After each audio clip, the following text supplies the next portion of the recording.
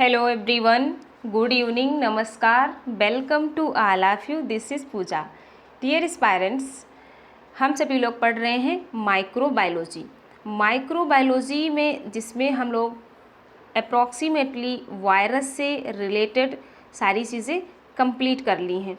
जैसे हम लोगों ने पढ़ा था वायरस का क्लासिफिकेशन, वायरस का नोमेनक्लेचर, है ना। आप बताएंगे मुझे कमेंट बॉक्स में वायरस के नोमेनक्लेचर को क्या कहते हैं, ठीक है। एंड इसके बाद स्ट्रक्चर आप बैक्टीरियोफेज और वायरस के डिफरेंट शेप के बारे में पढ़ लिया था, जहाँ से आपके 100% क्वेश्चन बनते हैं। एंड आज की क्लास में हम लोग पढ़ेंगे वायरॉइड्स के बारे में, ठीक है। वायरॉइड्स के बारे में पढ़ेंगे, इसके साथ साथ प्रियॉन्स एंड माइकोप्लाज्मा, इन तीनों ही इन्फेक्टियस एजेंट्स के बारे में पढ़ेंगे। वायरॉइड्स, प्रियॉन्स एंड माइकोप्लाज्मा, ये तीनों ही माइक्रो ऑर्गेनिज्म हैं जो कि डिजीज़ को कॉज करते हैं, plants as well as animals. तो इनके बारे में पढ़ेंगे। तो चलिए स्टार्ट करते हैं। सभी लोग नोट बुक और पेन ले लेंगे, हमारे साथ साथ नोट्स बनाने की कोशिश करेंगे। ध्यान से पढ़ेंगे, सीरियस होकर। और अगर आप चाहें तो स्क्रीनशॉट भी ले सकते हैं या फिर आप पीडीएफ को टेलीग्राम से ले सकते हैं, जिसका लिंक हमने डिस्क्रिप्शन बॉक्स में दे दिया है। चलिए अब स्टार्ट करते हैं, ध्यान से सुनिएगा। जो वायरॉइड्स हैं, viroids they are infectious agents. जो वायरॉइड्स हैं, इनकी सबसे first time discovery Theodor O Diener ने की थी, जो कि एक प्लांट पैथोलॉजिस्ट हैं। थियोडोर ओ डायनर ने पोटैटो में एक डिजीज़ को एब्जॉर्व किया और उन्होंने बताया कि कुछ ऐसे स्मॉल पार्टिकल्स हैं, कुछ ऐसे इन्फेक्टियस एजेंट हैं जो कि हेल्दी पोटैटो को इन्फेक्ट करते हैं, जिससे वो हेल्दी पोटैटो इन्फेक्शन के बाद स्पिंडल शेप का हो जाता है, जिसे उन्होंने स्पिंडल ट्यूबर डिजीज़ कहा, ठीक है। पोटैटो स्पिंडल ट्यूबर डिजीज़ कहा। और उन्होंने बताया कि जो ये स्मॉल इन्फेक्टियस एजेंट्स हैं, ये क्या हैं एक्चुअल में, ये हैं फ्री आरएनए, ठीक है। ये क्या थे, ये थे फ्री आरएनए। फ्री आरएनए थे, सिंगल स्ट्रैंडेड थे, ठीक है। तो ये सिंगल स्ट्रैंडेड फ्री आरएनए थे जो कि पोटैटो में स्पिंडल ट्यूबर डिजीज़ को कॉज कर रहे थे। Viroids are infectious agents that consist only of naked RNA without any protective layer such as a protein coat।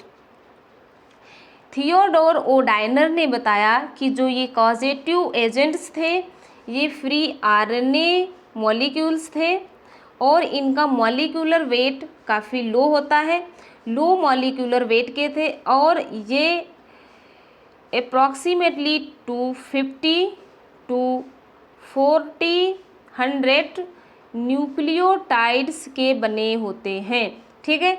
जो इनका सिंगल स्ट्रैंडेड आरएनए है, जो इनका सिंगल स्ट्रैंडेड आरएनए है, यह 250 to 400 न्यूक्लियोटाइड्स का बना होता है। इसके बाद उन्होंने बताया कि जैसे हम वायरस में देख रहे थे कि जेनेटिक मटेरियल एक प्रोटीनियस कोट से कवर रहता था, जिससे हम कैप्सिड कहते थे। कैप्सिड कैप्सोमियर से मिलकर बना होता है ना। बट जो वायरॉइड्स हैं, इनमें किसी भी तरीके की हमको प्रोटीन देखने को नहीं मिलती है। Viroid genome are small single stranded circular of RNA that are only 250 to 400 nucleotides, and viroids have no protein coding genes, but the viroids RNA itself act as a ribozymes। That means जो viroids होते हैं इनके पास किसी भी तरह के कोई proteins नहीं है, ना ही इनके पास प्रोटीन को कोड करने वाली कोई इंजाइम्स या जीन प्रेजेंट होती हैं। जो आरएनए है ये खुद ही राइबोजाइम है ना, आरएनए के पास राइबोजाइम्स एक्टिविटी प्रेजेंट होती है, राइबोजाइम्स इंजाइम की एक्टिविटीज़ प्रेजेंट होती है। तो ये आरएनए खुद ही जो है जीन की तरह एक्ट करता है, ठीक है। राइबोजाइम्स इंजाइम की जो एक्टिविटी है वो जीन की तरह एक्ट करती है, इसलिए वायरॉइड्स के पास जो आरएनए है इसमें कोई जीन नहीं प्रेजेंट होती है। प्रोटीन को कोड करने के लिए कोई भी कोडिंग प्रोटीन्स नहीं यहाँ प्रेजेंट होती है, ठीक है।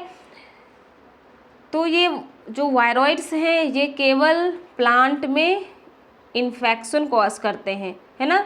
They are infect only plants, ये केवल प्लांट्स को इन्फेक्ट करते हैं। तो आई होप ये सारी बातें आपको अच्छे से समझ में आई होंगी रिगार्डिंग टू प्रियॉन, है ना। उसके बाद आपको याद रखना है some name of viroids. Viroids के कुछ नेम यहाँ पर दिए गए हैं जिन्हें आपको अच्छे से याद रखना है। ये आपके वायरॉइड्स के नेम हैं, ठीक है, और ये उसके आपके शॉर्ट या कोटेड फॉर्म है, एंड ये आपके न्यूक्लियोटाइड्स प्रेजेंट है ना, कि किस वायरॉइड्स में कितने न्यूक्लियोटाइड्स प्रेजेंट हैं। पोटैटो स्पिंडल ट्यूबर वायरॉइड्स, जिसे हम TBD भी कहते हैं, एंड इसमें 356 टू 360 न्यूक्लियोटाइड्स प्रेजेंट होते हैं इसके आरएनए में। एंड कोकोनट कैडिंग वायरॉइड्स, जिसमें 246 टू 47 न्यूक्लियोटाइड्स प्रेजेंट होते हैं। Tomato apical stunt virus, very very important, आप याद रखेंगे। पोटैटो और टोमेटो वायरॉइड्स डिजीज़ कई बार एग्जाम में पूछी जाती हैं। And apical scar skin viroids, जिसमें 360 न्यूक्लियोटाइड्स प्रेजेंट होते हैं। एवोकाडो सन ब्लॉच वायरॉइड्स, जिसमें 246 टू 50 न्यूक्लियोटाइड्स प्रेजेंट होते हैं, है ना, उसके आरएनए में। क्लियर। चलिए इसके बाद बात कर लेते हैं कि जो वायरॉइड्स हैं ये अपनी प्रोजेनी को या फिर अपनी कॉपीज़ को कैसे मल्टीप्लाई करते हैं, कैसे इंक्रीज़ करते हैं। तो कई बार क्वेश्चन पूछा जा सकता है, viroids replicate bye rolling circle mechanism, ये अपनी कॉपीज़ को कैसे रिप्लिकेट करते हैं, रोलिंग सर्कल मैकेनिज्म के थ्रू। ये एक मैकेनिज्म है इनके रिप्लिकेशन की, ठीक है, जिसमें वायरॉइड्स जब प्लांट में इंटर कर जाते हैं, ठीक है, मोस्टली वायरॉइड्स प्लांट को इन्फेक्ट करते हैं।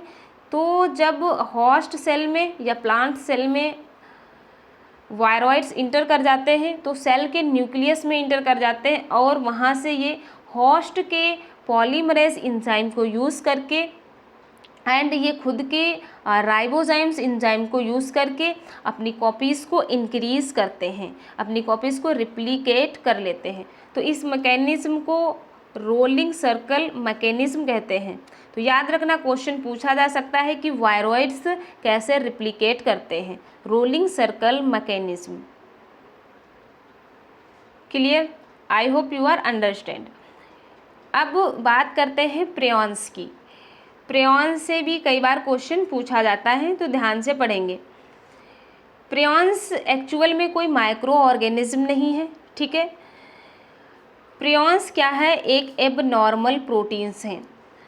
Prions are a special class of proteins that can exist in two form. जो प्रियॉन्स हैं ये प्रोटीन्स की एक स्पेशल टाइप की क्लास है जिसके अंतर्गत प्रियॉन्स प्रोटीन को रखा गया है।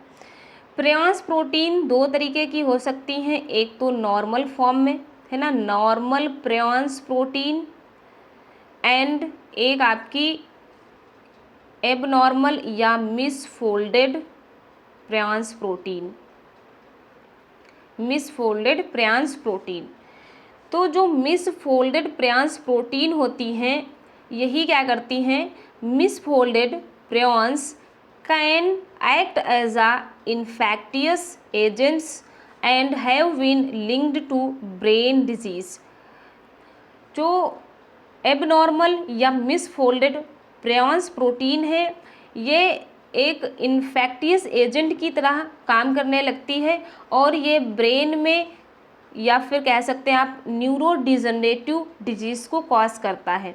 जैसे अगर ह्यूमन में बात करें तो क्रुटज़फेल्ड जैकॉब डिजीज़, जो कि प्रियॉन्स प्रोटीन के कारण होती है।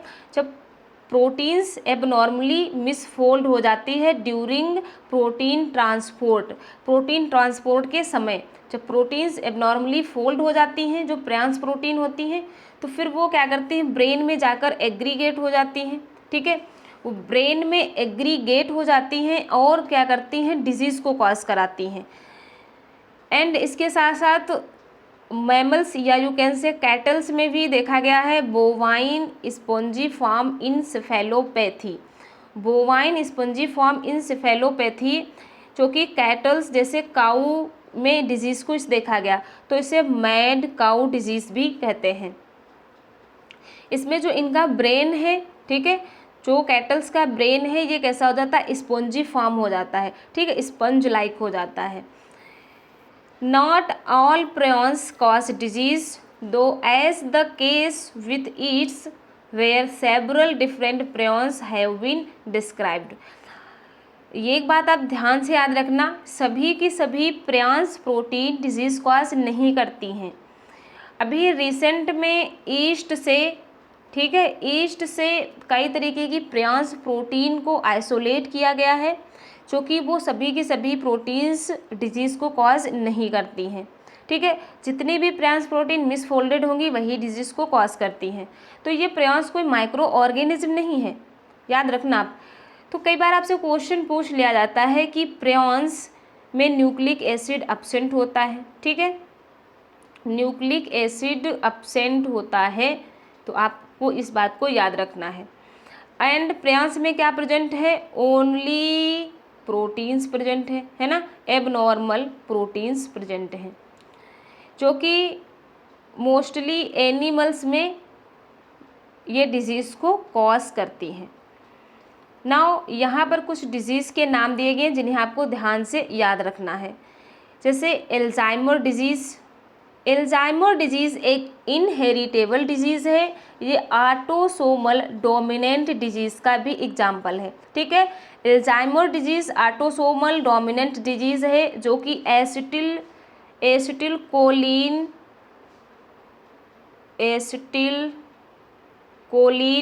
न्यूरोट्रांसमीटर की डिफिशियंसी या उसका जो है डिक्रीज़ होने के कारण होती है। ठीक है, एसिटिलकोलिन जो न्यूरोट्रांसमीटर है, इसकी डिफिशियंसी के कारण भी एल्जाइमर डिजीज़ हो जाती है, जो कि इनहेरिटेबल है, और ये प्रियॉन्स प्रोटीन के कारण भी होती है। इसके बाद सेकेंड क्रू डिजीज़, जिसे लॉफिंग डेथ भी कहते हैं। ठीक है, लॉफिंग डिजीज़ या इसे लॉफिंग डेथ, इसमें पेशेंट की हंसते हंसते डेथ हो जाती है। तो याद रखना, क्रू डिजीज़ भी किसके कारण होती है, मिसफोल्डेड प्रियॉन्स प्रोटीन के कारण होती है। नाउ नेक्स्ट स्कारपी डिजीज़, जो कि सीप में देखने को मिलती है, भेड़ में, तो ये भी मिसफोल्डेड प्रोटीन्स के कारण होती है। बोवाइन स्पॉन्जीफॉर्म इंसेफेलोपैथी, जिसे VES भी कहते हैं, जो कि मोस्टली कैटल्स में देखने को मिलती है। ठीक है, ये कैटल में होती है, जैसे काऊ है ना, इसीलिए इसे मैड काऊ डिजीज़ भी कहते हैं। इसमें गायें पागल हो जाती हैं, इतनी ये खतरनाक डिजीज़ को कॉज करते हैं, देख रहे हैं आप। And last that is Creutzfeldt Jakob disease, जो कि आपको ह्यूमन्स में देखने को मिलती है। ठीक है, ह्यूमन्स में ये भी एक क्या है, ब्रेन का डिसऑर्डर है। तो आई होप प्रियॉन्स से रिलेटेड सारी चीज़ें आपको अच्छे से समझ में आई होंगी। प्रियॉन्स से आपको याद रखना है, अगर डिस्कवरी की बात की जाए तो प्रूजिनर्स ने किया था। ठीक है, प्रियॉन्स की डिस्कवरी प्रूजिनर ने की है, इससे आप याद रखेंगे। प्रियॉन्स जो हैं ये एक टाइप की प्रोटीन्स होती हैं, जो कोई मिसफोल्ड हो जाने के बाद जब ये ट्रांसपोर्ट हो जाती हैं और मोस्टली ये ब्रेन में जाके एग्रीगेट हो जाती हैं और न्यूरो न्यूरो डिजनरेटिव डिजीज़ को कॉज करती हैं, जिनमें से हमने आपको ये 5 डिजीज़ के नेम बताए हैं, इन्हें आपको याद रखना है। क्लियर। चलिए नेक्स्ट वेरी वेरी इंपॉर्टेंट, यहाँ से भी कई बार क्वेश्चन पूछा जाता है, इंटरफेरॉन्स। तो इंटरफेरॉन्स क्या है? ये एक एंटीवायरल प्रोटीन्स है, ठीक है। इंटरफेरॉन्स क्या है? एंटीवायरल प्रोटीन है। ये कैसी होती हैं? दैट मीन्स ये ग्लाइकोप्रोटीन होती हैं, ठीक है। ये क्या है? ग्लाइकोप्रोटीन है, ठीक है। तो एंटीफेरॉन्स को हम एंटीवायरल प्रोटीन भी कहते हैं, और ये क्या होती है? ग्लाइकोप्रोटीन होती हैं। तो इंटरफेरॉन्स क्या है? They are secreted by viral infected cells and prevents neighboring cells from further infection of virus. Suppose करिए आपकी बॉडी में वायरस इंटर कर गया है ना, वायरस इंटर कर गया है और वायरस ने क्या क्या इन्फेक्शन कॉज कर दिया है। तो सपोज करिए इन सेल्स में वायरस ने इन सेल्स को इन्फेक्टेड कर दिया है, तो अब ये सेल्स क्या करेंगी? इंटरफेरॉन को सिक्रीट करेंगी, ठीक है। ये सेल्स इंटरफेरॉन्स को सिक्रीट करेंगी और वायरस के ही मल्टीप्लिकेशन को इनहिबिट कर देंगी। वायरस के जो अपना वायरस मल्टीप्लाई कर रहा है अपनी प्रोजेनी को, वायरस का जो नंबर कॉपीज इंक्रीज हो रहा है, उसी को ये इंटरफेरॉन्स इनहिबिट करेंगे। इसीलिए हम इसे क्या कहते हैं? एंटी वायरल प्रोटीन कहते हैं। क्लियर। और ये इंटरफेरॉन क्या करेगा? जो ये नेबोरिंग सेल्स हैं इन्हें वायरस की इन्फेक्शन से प्रिवेंट करेगा। क्लियर। इसके बाद एक बात याद रखना, जो इंटरफेरॉन्स हैं ये 3 टाइप्स के इंटरफेरॉन्स हैं। 3 टाइप्स के इंटरफेरॉन सिक्रीट होते हैं, दैट इज़ अल्फ़ा इंटरफेरॉन, ठीक है, alpha interferon, beta interferon and gamma interferon, ठीक है। तो जो अल्फ़ा इंटरफेरॉन है इन्हें हम ल्यूकोसाइट्स भी कहते हैं, ठीक है। इन्हें ल्यूकोसाइट इंटरफेरॉन भी कहते हैं क्योंकि इन्हें ल्यूकोसाइट्स सेल सिक्रीट करती हैं। एंड बीटा इंटरफेरॉन को फाइब्रोब्लास्ट इंटरफेरॉन भी कहते हैं, इन्हें फाइब्रोब्लास्ट सेल सिक्रीट करती हैं, ठीक है। एंड जो गामा इंटरफेरॉन है, ठीक है, गामा इंटरफेरॉन इन्हें लिम्फोसाइट सेल सिक्रीट करती हैं, लिम्फोसाइट सेल्स सिक्रीट करती हैं। तो याद रखना लिम्फोसाइट्स इंटरफेरॉन भी कहते हैं गामा इंटरफेरॉन को। क्लियर। चलिए नेक्स्ट, तो यहाँ से आपके यही 2-3 क्वेश्चन बनते हैं इंटरफेरॉन के टाइप, ठीक है। Common name alpha beta and gamma interferon, और ये वायरल इन्फेक्टेड सेल से सिक्रीट होती हैं, ठीक है। एंड डिस्कवरी से क्वेश्चन याद रखेंगे, आइजैक्स एंड लिंडमैन ने इसकी डिस्कवरी की थी। क्लियर। चलिए नेक्स्ट बात कर लेते हैं माइकोप्लाज्मा की, ठीक है। माइकोप्लाज्मा ये एक्चुअल में ये क्या होते हैं? Mycoplasma are fastidious bacteria that lack a cell wall, ठीक है। They belong to the class Mollicutes which related to soft skin. जो माइकोप्लाज्मा है ये बैक्टीरिया के ही सिमिलर होते हैं और ये बैक्टीरिया की ही क्लास जो है मॉलिक्यूल्स से बिलोंग करते हैं, ठीक है। एंड जो माइकोप्लाज्मा है इनके पास सेल वॉल एब्सेंट होती है, ठीक है। सेल वॉल एब्सेंट है यानी कि पेप्टाइडोग्लाइकॉन्स भी यहाँ पर क्या होंगी? एब्सेंट होंगी। ये स्फेरिकल या फिर फिलामेंटस हो सकते हैं, ठीक है। स्फेरिकल या ये फिलामेंटस शेप के हो सकते हैं।